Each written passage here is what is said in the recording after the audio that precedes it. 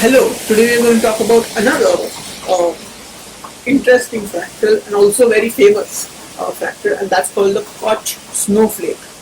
Um, this is another fractal that is created by the Swedish mathematician Helge von Koch in 1904. And what makes this so interesting is that this is an extension of the previous fractal we learned, the last fractal we learned, and that's the Koch curve. So if you haven't already, I recommend you watch that video and then come here. Alright, so without further ado, let's just start drawing the fractal. So step one to draw the fractal is draw a triangle. Unlike the Koch curve, you instead draw a triangle. Alright, so you draw an equilateral triangle. That means the sides should have equal length. Now, what essentially you do, the rest of the steps are just something else we know. We turn each of these three lines into Koch curves, and you know what Koch curves are, right? So we turn each of these three lines into Koch curves. So if you, so I'll just write the steps to create the Koch curve. So the second step is divide each line into equal thirds. Each line of the triangle into equal thirds. So just like we did for the Koch curve, but instead here we do for all three lines. For all three lines, we divide them into thirds. And then the third step is we erase each middle third. So the middle third of each line we erase.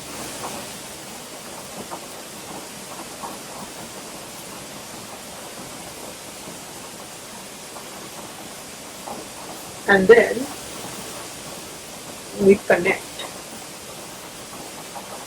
each erased section with an equilateral triangle.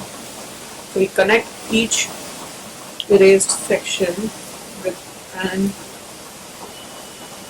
equilateral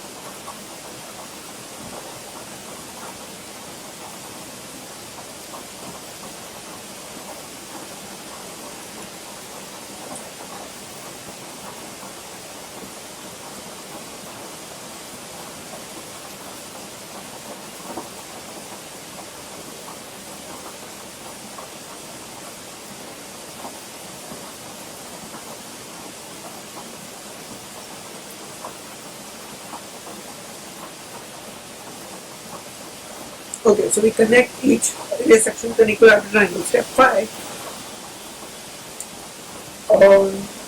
we repeat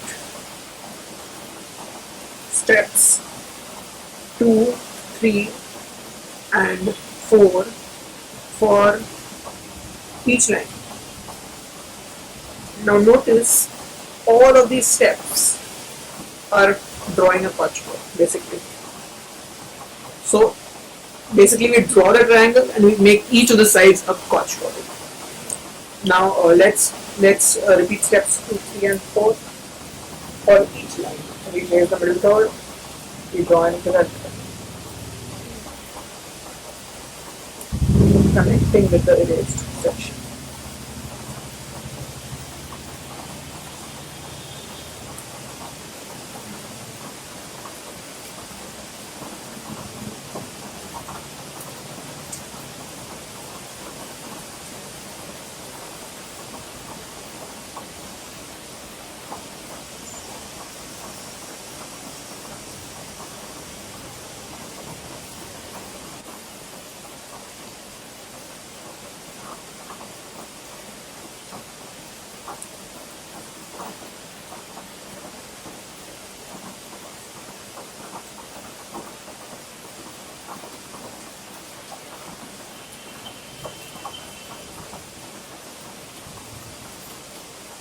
Okay, then we repeat this step 5 for every line again.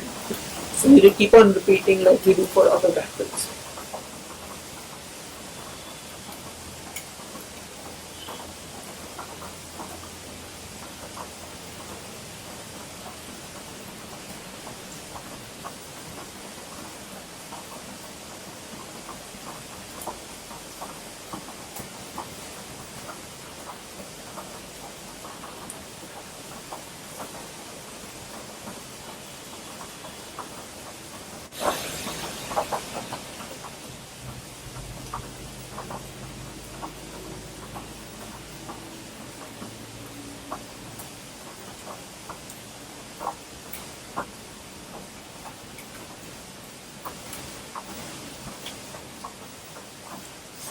Okay, now I'll repeat this process once more.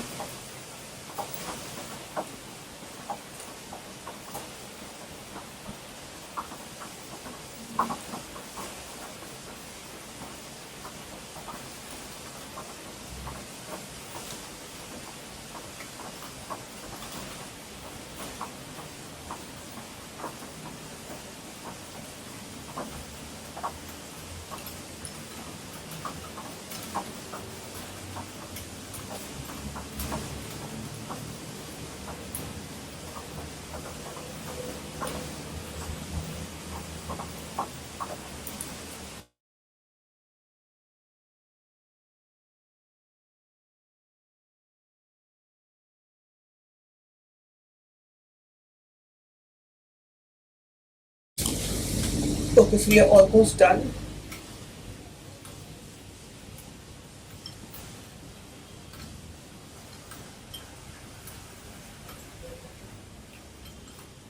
Yeah. So that this is the Koch snowflake. Now, what I want you to do is draw the Koch snowflake and then draw different variations of the Koch snowflake. So one idea is that you don't have to start with the equilateral triangle. You can start with square. You can start with a square, and then either you can choose to make all of these Koch curves. So there'll be equilateral triangles like this, and then keep on going on and on and on. Or you can draw squares, or you can draw any other pattern or any other variation of the Koch curve, um, going through all of these squares. So, for example, if you start with squares, then you again make these into squares.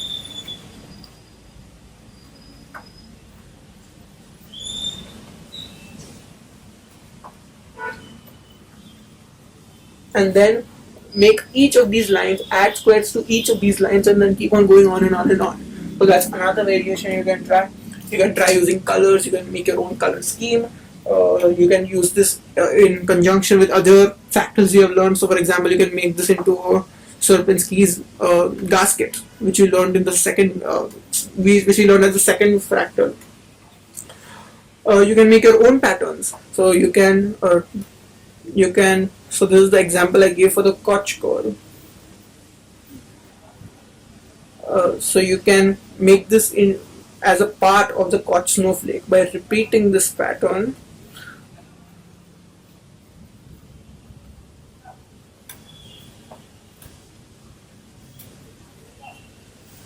as a triangle.